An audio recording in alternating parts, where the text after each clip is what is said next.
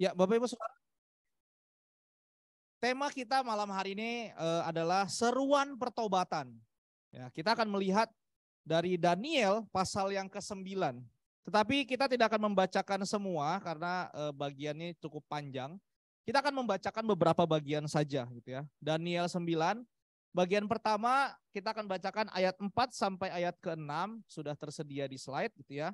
Kemudian dilanjutkan ayat 9 sampai 11 dan ayat 16 dan ayat 19. Saya akan membacakan bagi kita ayat 4 sampai ayat 6. Maka aku memohon kepada Tuhan Allahku dan mengaku dosaku demikian. Ah Tuhan, Allah yang maha besar dan dahsyat, yang memegang perjanjian dan kasih setia terhadap mereka yang mengasihi Engkau, serta berpegang pada perintah-Mu. Kami telah berbuat dosa dan salah, kami telah berlaku fasik dan telah memberontak. Kami telah menyimpang dari perintah dan peraturan-Mu. Dan kami tidak taat kepada hamba-hamba-Mu, para nabi yang telah berbicara atas nama-Mu kepada raja-raja kami, kepada pemimpin-pemimpin kami, kepada bapak-bapak kami, dan kepada segenap rakyat negeri. Kemudian lanjut ayat 9 sampai 11. Pada Tuhan Allah kami ada kesayangan dan keampunan, walaupun kami telah memberontak terhadap Dia, dan tidak mendengarkan suara Tuhan Allah kami, yang menyuruh kami hidup menurut hukum yang telah diberikannya kepada kami dengan perantaraan para nabi, hamba-hambanya. Segenap orang Israel telah melanggar hukum-Mu dan menyimpang karena tidak mendengarkan suara-Mu. Sebab itu telah dicurahkan ke atas kami kutuk dan sumpah yang tertulis dalam kitab Taurat Musa, hamba Allah itu. Sebab kami telah berbuat dosa terhadap Dia. Kemudian ayat 16. Ya Tuhan, sesuai dengan belas kasihan-Mu, biarlah kiranya murka dan amarah-Mu berlalu dari Yerusalem, kota-Mu, gunung-Mu yang kudus. Sebab oleh karena dosa kami dan oleh karena kesalahan nenek moyang kami, maka Yerusalem dan umat-Mu telah menjadi celah bagi semua orang yang di sekeliling kami. Ayat 19. Ya Tuhan, dengarlah. Ya Tuhan, ampunilah. Ya Tuhan, perhatikanlah dan bertindaklah dengan tidak bertangguh. Oleh karena Engkau sendiri Allahku, sebab kota-Mu dan umat-Mu disebut dengan nama-Mu. Demikian pembacaan firman Tuhan. Nah, Bapak Ibu Saudara yang dikasihi Tuhan, apa yang biasa kita lakukan ketika ada orang lain tiba-tiba datang kepada kita, kemudian mereka menyampaikan satu keberatan tentang apa yang kita lakukan. Entah itu dia tidak sependapat dengan kita, entah itu kritikan atau ungkapan perasaan bahwa mereka tidak suka dengan kita. Atau bahkan pernyataan yang menyatakan bahwa kita sedang melakukan kesalahan. Biasanya apa yang kita lakukan Bapak Ibu Saudara? Manusia pada umumnya akan mencoba melakukan satu yang namanya denial, gitu ya, penolakan, penyangkalan terhadap hal yang tidak enak bagi dirinya. Ya. Satu penolakan, dia menyangkali, oh aku tidak begitu. Manusia akan mencoba melakukan satu pembelaan, Bapak Ibu Saudara. Nah, mereka akan memberikan berbagai macam alasan untuk membela diri dan menyatakan bahwa kritikan atau pernyataan yang diungkapkan sesama kita itu tidak benar. Ya. Bahwa sesungguhnya itu bukan kesalahan saya. Dan mungkin seringkali juga mencari berbagai alasan gitu ya, supaya kita tidak dipersalahkan. Nah Bapak Ibu Saudara yang kasih Tuhan, sesungguhnya ini adalah hal yang disebut dengan defense mechanism. Kita perlu sudah tahu gitu ya defense mechanism. Apa itu defense mechanism? Mekanisme pertahanan diri yang dimiliki oleh semua orang untuk melindungi diri dari rasa sakit, entah itu sakit hati atau mungkin sakit dari luar. Nah istilah tersebut seringkali dipakai oleh Sigmund Freud dalam teori psikoanalitik. Misalnya contoh begini Bapak Ibu Saudara. Mekanisme pertahanan merupakan pikiran yang berusaha mencegah gagasan yang tidak pantas atau yang tidak diinginkan memasuki alam sadar kita. Gitu ya. Makanya kenapa orang seringkali namanya melakukan denial. Nah Bapak Ibu Saudara, namun kalau kita perhatikan dalam doa Daniel pasal 9 ini, kita tidak menemukan dan kita tidak akan menemukan yang namanya defense mechanism yang dilakukan Daniel kepada Tuhan. Penolakan atau penyangkalan bahwa Tuhan menghukum bangsa Israel pada saat itu. Daniel tidak berusaha membela diri di hadapan Tuhan. Nah lalu apa yang mendorong Daniel kok tiba-tiba dia menaikkan doa ini kepada Tuhan, Bapak Ibu Saudara? Kita perhatikan ayat yang kedua. Ternyata Daniel memperhatikan kumpulan kitab, Bapak Ibu Saudara. Dalam hal ini kitab Yeremia tentang tahun Tuhan menghukum mereka, yaitu 70 tahun. Seorang teolog Adam Clark menyatakan bahwa mungkin Daniel menyimpan salinan dari kitab Yeremia ini. Makanya dia bisa memperhatikan kitab ini, kemudian dia tahu tahun hukuman Tuhan. Nah kalau kita lihat teks paralel dari Daniel 9 ayat 2 ini, kita lihat akan menemukan teks Yeremia di mana yang dimaksud di sini gitu ya. Dalam Yeremia 25 ayat 11, kemudian juga Yeremia 29 ayat 10. Nah Bapak Ibu Saudara, inilah yang dibahas di Daniel, oleh Daniel di dalam doanya. Nah kalau kita lihat dari awal kitab Daniel, Bapak Ibu Saudara, Daniel itu bukan orang bodoh. Ya. Beberapa kali Daniel menyatakan dia adalah orang yang disertai Tuhan, gitu ya, dengan hikmat yang diberikan Tuhan, dan juga Tuhan menolong dia dalam beberapa peristiwa, gitu ya, menafsirkan mimpi, diberi penglihatan, dan lain sebagainya. Daniel bukan orang biasa. Nah, Daniel memahami isi dari nubuatan Yeremia bahwa penawanan 70 tahun ini segera berakhir. Oleh sebab itu inilah yang mendorong Daniel untuk berdoa, mencurahkan isi jiwanya kepada Tuhan dengan sungguh-sungguh. Ya, Daniel sungguh-sungguh menyatakan doanya kepada Tuhan. Dia sungguh-sungguh memohon pengampunan, pemulihan bagi Israel. Karena dia tahu bahwa apa yang dialami mereka itu adalah satu penghukuman dari Tuhan. Nah Bapak Ibu Saudara, pertanyaannya apa yang didoakan Daniel di dalam pasal 9 ini? Apa yang didoakan Daniel dalam Daniel 9 ini? Yang pertama Bapak Ibu Saudara, kalau kita perhatikan struktur dari doa Daniel ini, saya melihat bahwa ada 3 bagian dari doa Daniel ini. Bagian yang pertama yaitu tentang pengakuan dosa. Itu ada dalam ayat 4-8 yang tadi kita sudah baca gitu ya. Bagian pertama dalam doanya dia mengaku dosa di hadapan Tuhan. Daniel sungguh menyadari bahwa apa yang terjadi atas dia dan bangsanya itu adalah karena dosa mereka sendiri. Karena kesalahan mereka sendiri. Makanya Tuhan menghukum mereka ke dalam pembuangan. Bukan karena Tuhan gak sayang sama mereka, Bapak Ibu Saudara. Daniel gak melihat bahwa Tuhan benci sama mereka, enggak. Tetapi Daniel melihat bahwa ini adalah satu akibat dosa yang diperbuat oleh mereka sendiri. Nah kalau kita perhatikan dalam ayat 3 Bapak Ibu Saudara. Di dalam ayat 3 dijelaskan bahwa Daniel itu bukan cuma doa aja. Bukan doa seperti yang doa dengan pemahaman yang kita punya saat ini, doa lipat tangan, tutup mata, berdoa gitu ya. Bukan cuma begitu saja, tapi dia kalau kita lihat dalam ayat 3, dia berdoa, bermohon, kemudian apa? Sambil berpuasa. Sambil juga mengenakan kain kabung serta abu. Nah Bapak Ibu Saudara, Daniel berdoa dengan sikap yang sangat berduka. Bapak Ibu Saudara, bagi orang Yahudi, jika mereka sampai mengenakan kain kabung dan juga abu di atas kepala, artinya mereka sedang menghadapi satu kondisi yang sangat menyedihkan. Ya. Beberapa Alkitab juga mencatat beberapa orang yang menggunakan kain kabung dan abu. Kita bisa lihat di dalam Ester 4 ayat 1. Ketika Mordekai tahu bahwa Raja Ahasiweros memberikan Haman otoritas untuk membinasakan orang Yahudi. Gitu ya. Kemudian Mordekai berkabung. Gitu ya. Kemudian Ayub juga. Dalam Ayub 2 ayat 12. Ketika sahabat-sahabat Ayub melihat kondisi Ayub. Ya, mereka mengoyak jubahnya, menabur debu di kepala mereka, dan mengenakan kain abu. Gitu ya. Nah Bapak Ibu Saudara, tanda mereka meratap, bersedih, berduka atas kondisi Ayub.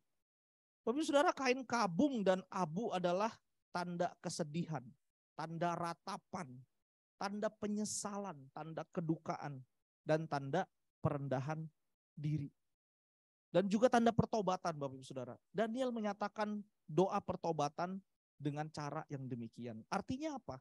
Artinya adalah bahwa Daniel meratapi, menyesali, merendahkan diri, dan juga menyatakan satu pertobatan yang sungguh-sungguh kepada Tuhan. Ya. Dalam hal ini kalau kita lihat isi doanya, dia menyampaikan doa juga atas nama bangsanya. Dia menggunakan, kalau kita lihat ayat 5 sampai 6, dia menggunakan kata ganti orang kami di situ. Ya. Daniel bilang kami, bukan aku tapi kami. Artinya dia mengakui bahwa bangsanya termasuk dirinya itu telah memberontak terhadap Tuhan. Sedang mengalami penghukuman Tuhan ini. Nah Bapak Ibu Saudara, Daniel mengakui bahwa mereka berbuat dosa dan salah. Ya, mereka telah berlaku fasik, dikatakan di sana ya. Berlaku fasik dan memberontak. Mereka juga tidak taat kepada hamba-hamba Tuhan yang menyampaikan pesan Tuhan. Nah dalam hal ini para nabi juga ya kita tahu yang diutus kepada raja dan lain sebagainya, mereka tolak semua, mereka nggak dengar. Bapak Ibu Saudara, inilah dosa yang Daniel akui di hadapan Tuhan. Dia mengakui dosanya dengan satu sikap yang begitu merendah diri, dengan satu sikap menyesali dan sangat meratapi akan dosanya dan juga dosa bangsanya. Tetapi namun tidak sampai di situ saja Bapak Ibu Saudara. Yang kedua, Daniel tahu bahwa ada pengampunan Allah dan ada keadilan dari Allah. Nah, Bapak Ibu Saudara, pada Tuhan Allah kami ada kesayangan dan keampunan dikatakan di situ ya. Walaupun kami telah memberontak terhadap Dia. Nah, Bapak Ibu Saudara, Daniel ternyata masih memegang janji Allah kepada umatnya. Daniel melihat bahwa apa yang mereka alami bukan berarti kasih sayang Tuhan hilang. Apa yang mereka alami bukan berarti Tuhan benci sama mereka.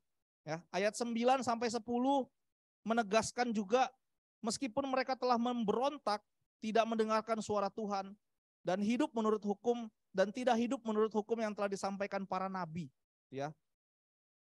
Kemudian karena itulah ayat 11 juga Daniel mengakui keadilan dan hukuman dari Tuhan atas mereka, ya. Karena mereka pantas untuk mendapatkannya. Daniel mengatakan, iya, ada keadilan Tuhan, ada hukuman Tuhan, karena kami telah berdosa. Nah sebab itu di ayat 11 ya, dikatakan sebab itu telah dicurahkan ke atas kami kutuk dan sumpah yang tertulis dalam kitab Taurat Musa, hamba Allah itu. Sebab kami telah berbuat dosa terhadap Dia. Nah Bapak Ibu Saudara, bukan cuma itu saja ya, kalau kita lihat ayat 12, dia dikatakan di sana bahwa akan datang malapetaka yang besar yang belum pernah terjadi di bawah langit seperti di Yerusalem. Dan yang menjadi makin masalah adalah bahwa ketika mereka dihukum, gitu ya, bangsa Israel tidak memohon belas kasihan kepada Tuhan dan berbalik kepadanya. Itu ada di ayat 13. Nah, Bapak Ibu Saudara, Daniel tahu betapa mengerikan hukuman Tuhan. Dia memang adalah Allah yang mengasihi, yang mengampuni umatnya kalau bertobat, tetapi Dia juga adalah Allah yang adil. Allah yang adil. Nah, Bapak Ibu Saudara, inilah atribut Allah yang tidak boleh dipisahkan. Banyak orang berat sebelah gitu ya. Allah kasih, tapi dia lupa bahwa Allah juga adalah Allah yang adil, ya. Dan dua atribut Allah ini bukan kontradiksi atau bukan bertentangan Bapak Ibu Saudara. Tetapi dua ini adalah yang berjalan bersama-sama gitu ya. Kasih tetapi juga adalah adil. Kemudian yang ketiga kalau kita lihat apa isi doa Daniel? Yang ketiga, permohonan belas kasihan Allah. Dalam ayat 15 sampai 19 gitu ya. Kita perhatikan, Daniel menutup bagian doanya ini dengan satu permohonan belas kasihan dari Tuhan, ya. Dalam ayat 15 kita perhatikan Daniel seperti mengingatkan Tuhan. Tuhan yang dulu membawa bangsa Israel gitu ya. Apa yang telah Tuhan lakukan dulu kepada umatnya, membawa bangsa Israel keluar dari Mesir dengan tangan yang kuat, dikatakan di sana ya. Daniel seperti mengingatkan Tuhan, Tuhan dulu kan engkau telah menyelamatkan bangsa Israel dari perbudakan Mesir gitu ya. Dan Daniel berharap hal yang sama juga Tuhan lakukan saat itu untuk membawa mereka keluar dari perbudakan orang Media pada saat itu. Kalau dulu Tuhan sanggup, Daniel punya keyakinan bahwa saat itu juga Tuhan sanggup. Nah tetapi dalam ayat 16, ya kita perhatikan ayat 16, Daniel menyerahkan doanya kepada Tuhan. Daniel menyerahkan permohonannya juga kepada Tuhan. hanya kepada belas kasihan Allah. Kiranya murka Tuhan segera berlalu katanya terhadap bangsa Israel, bangsa yang dikasihinya itu. Nah Bapak Ibu Saudara, kalau kita lihat dalam bagian ini, kalimat-kalimat yang diucapkan Daniel di akhir doanya ini seperti kalimat seorang anak yang kedapatan bersalah oleh orang tuanya gitu ya. Dia mau mohon-mohon supaya ampuni gitu ya, mohon ampun gitu ya. Doa permohonan yang begitu sangat dari Daniel kepada Tuhan.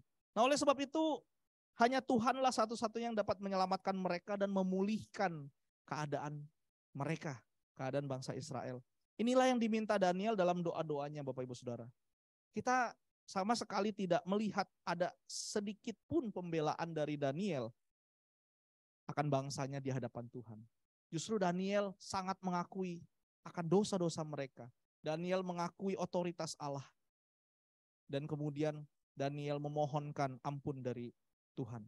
Nah Bapak Ibu Saudara yang dikasihi Tuhan, pertanyaannya untuk kita sekarang.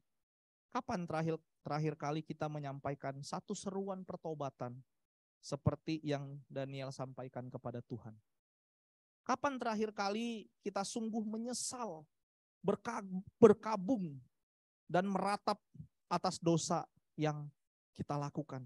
Kapan terakhir kali kita sungguh sedih atas dosa yang kita perbuat kepada Tuhan? Kapan terakhir kali? Di gereja setiap minggu kita tahu ya ada yang namanya doa pengakuan dosa gitu ya. Bagaimana sikap kita ketika kita masuk ke dalam doa pengakuan dosa itu? Apakah kita merasa bahwa itu ya udah rutinitas aja gitu ya? Apakah kita merasa itu itu salah satu bagian dari ibadah, ya udah ikut saja? Atau kita sungguh datang kepada Tuhan saat itu mengakui dosa kita gitu ya, dengan sangat menyesal, dengan meratap akan dosa-dosa yang kita lakukan. Bapak Saudara, atau kita mengaku dosa namun disertai dengan beribu-ribu alasan di dalamnya setelah pengakuan kita. Misalnya gini, Tuhan ampuni saya gitu ya, saya udah berdosa, tapi kan saya lagi butuh uang nih Tuhan, jadi terpaksa deh saya tipu klien saya dikit gitu ya. Soalnya tahun depan juga kan katanya juga mau resesi, buat tabung-tabung nih Tuhan. Bapak Saudara, apakah itu dibenarkan oleh Tuhan? Atau masihkah kita menyadari bahwa Tuhan itu kasih, tapi dia juga adil? Ataukah selama ini kita sebenarnya adalah para penganut doktrin hyper grace? Mungkin Bapak Ibu Saudara udah tahu ya doktrin hyper grace. Ya. Doktrin yang berpendapat bahwa semua dosa yang lalu, sekarang, dan yang ke depan itu sudah diampuni dan jadi orang percaya nggak perlu lagi ngaku dosa di hadapan Tuhan. Jadi orang percaya tidak usah terlalu serius lah memandang dosa gitu ya. Kita sudah diselamatkan dan dosa kita yang kita lakukan selama ini sudah diampuni. Gak perlu susah-susah mengejar kekudusan hidup lah. Hidup aja biasa-biasa. Bapak Ibu Saudara, padahal kalau kita lihat di dalam bagian Alkitab lain, di dalam Roma 6 ayat 1-2, doktrin ini sangat bertentangan bukan? Roma 6 ayat 1-2 mengatakan demikian. Jika demikian, apakah yang hendak kita katakan? Bolehkah kita bertekun dalam dosa supaya semakin bertambah kasih karunia itu? Sekali-kali tidak, kata Paulus. Bukankah kita telah mati bagi dosa? Bagaimanakah kita masih dapat hidup di dalamnya? Bapak Ibu Saudara, patut dipertanyakan imannya jika seorang percaya masih suka dan menikmati hidup di dalam dosa. Ya. Dan merasa bahwa Tuhan pasti selalu mengampuni. Iya, ingatlah bahwa kasih karunia Tuhan bukan untuk dipermain-mainkan, Bapak Ibu Saudara. Bapak Ibu Saudara yang kasih Tuhan, marilah kita memeriksa kembali diri kita. Kita datang kepada Tuhan jika selama ini kita tidak sungguh-sungguh dalam pengakuan dosa kita kepada Tuhan. Bahkan mungkin jika kita selama ini menganggap bahwa Tuhan akan selalu mengampuni dan akhirnya kita mempermainkan anugerah kesempatan yang Tuhan berikan kepada kita. Mari kita seperti Daniel. Kita datang kepada Tuhan dengan pengakuan dosa yang sungguh. Meratapi ketika kita sadar bahwa kita telah berdosa kepada Tuhan. Kita sungguh bersedih akan dosa yang kita lakukan di hadapan Tuhan. Dan kita juga mengakui bahwa Allah adalah kasih dan juga adil. Ya. Kasih dan juga adil. Dan yang ketiga, kita memohon belas kasihan dari Allah kepada kita, manusia berdosa. Kiranya firman Tuhan hari ini boleh mengingatkan kita sekalian tentang bagaimana kita harus mengaku dosa, seruan pertobatan, menyerukan satu seruan pertobatan yang sungguh-sungguh kepada Tuhan. Amin. Mari kita berdoa.